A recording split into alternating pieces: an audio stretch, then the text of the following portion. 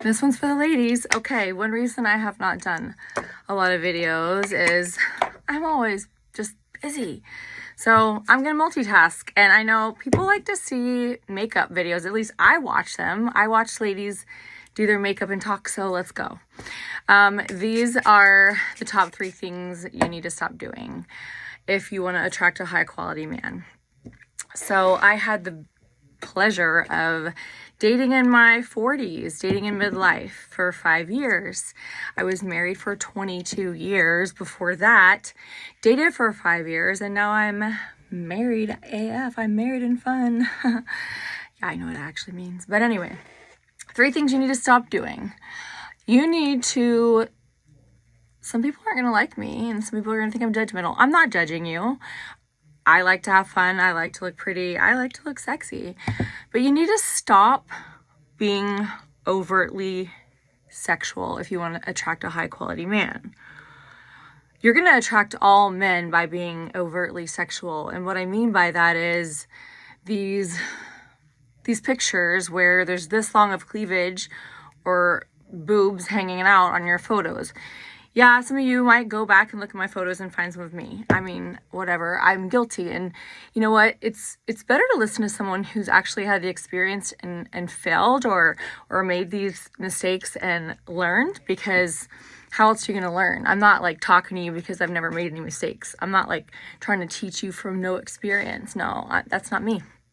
So overtly sexual photos or appearance or actions or talk will get you all men, but the ones that you're going to want, if you want a high quality man, they're not going to stick around. They will come around. Will they enjoy you? Maybe, but they're not going to stick around. So there's that. Okay. The second thing you need to stop doing is chasing. What does this mean? Okay, chasing in general is, first of all, just having this kind of desperate energy. Like, I have to have a man. I need a boyfriend. I need a man. I need a husband. Like, everyone has heard, like, be okay with being on your own, right? Like, love yourself first. Well, that's easier said than done. I realize that because we are meant to be in relationship. I'm a relationship coach. I help people call in and manifest happy, healthy love. So I get it. Like, you know, I talk about all the time, like, how I really wanted to find my husband. There's nothing wrong with that. But there is something that will repel people, and that's like this desperate energy of like needing something so badly that you can't live without it. So this chasing energy is not gonna get what you want. So chasing means giving too much too soon.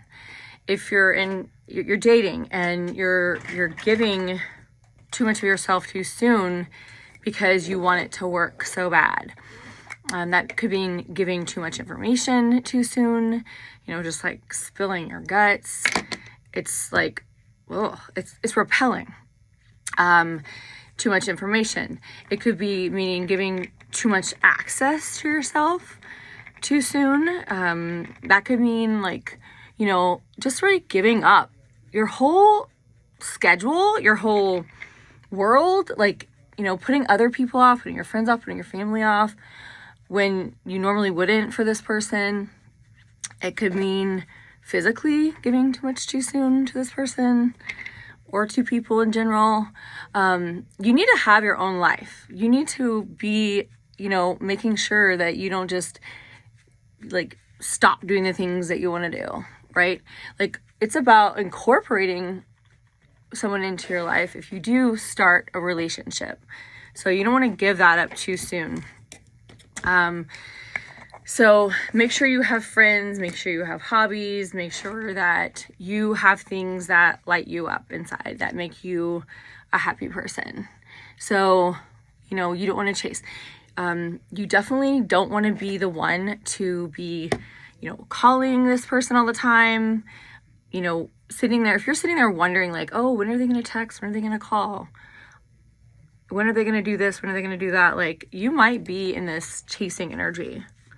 You know, if you're not busy doing your own thing, if you're not busy, like, actually having a life and doing something fun or working on your own projects or whatever, then you're way too concerned about what's going on. So you don't want to be chasing men. I did see a meme recently and I was like a little bit convicted because Bumble was my favorite dating app when I was dating. And it said you might be in your masculine energy, which is like a chasing energy, if Bumble's your favorite dating app, because it's the one where the women are the ones to message first. The only reason I liked it is because I just found that a lot of men aren't, like, they're a little bit scared and they weren't really great at, you know, making that first move. And so if they knew that you were interested in them, it seemed like they were okay with it first. But if you really want a masculine man who's gonna be take charge kind of guy and he's gonna pursue you, then maybe that's not the right app. I mean, I didn't meet my husband on there. All right, one thing I want to mention to you guys is that you attract who you are. So if you feel like some of these things I'm mentioning that you've done, that's going to give you maybe a sign that you have some healing that you could do that would make it easier for you to show up in a healthier way and attract something different, especially if you find that you have been in the same cycle. One thing I do as a relationship coach is help people identify patterns in their relationships. And when you see a pattern over and over, there's a sign that there's something going on there. And it's something that you have more power over than you think. It's not just that life happens to us, it happens through us. And we do perpetuate patterns by our behavior.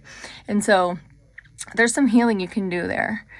So the last thing that you need to stop doing to attract a high quality man is you need to stop accepting breadcrumbs. So I tell my clients, you need to stop accepting breadcrumbs when you deserve the whole loaf.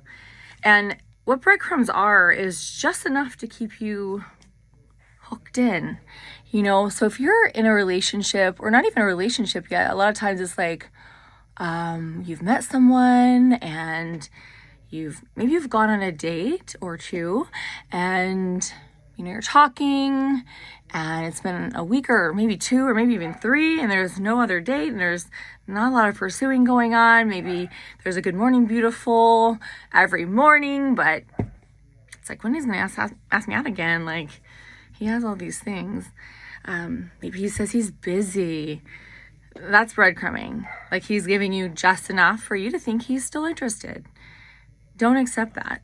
Stop accepting breadcrumbs from someone, especially if it's like you only see someone when they are, you know, maybe they decide they have some spare time, and then maybe it's all about sex or it's all about convenience for them. That is just, I mean, I hate to tell you, you're probably on some sort of rotation of women with them, and so they're breadcrumbing you.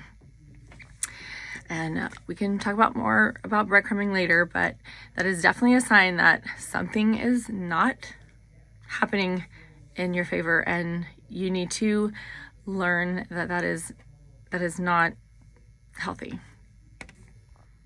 So one last thing before I go, I want you to learn that you will have an intuition in your body, and that is what you need to learn to trust.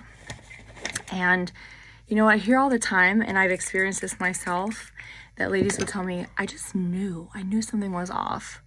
I just had a gut feeling, an intuition, whatever you want to call it, that something wasn't right from the beginning.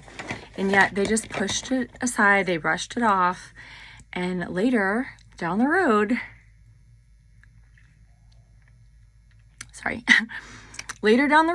they realized, okay, I was right. So if you have that feeling, you need to just lean into it, explore, and examine it. If you're with somebody and you're like, something's not right here, it's probably not. So stop doing those 3 things and you know, if you want to know more about my programs, I do one-on-one coaching, I do group work, and I would love to have a discovery call with you. Have a blessed day.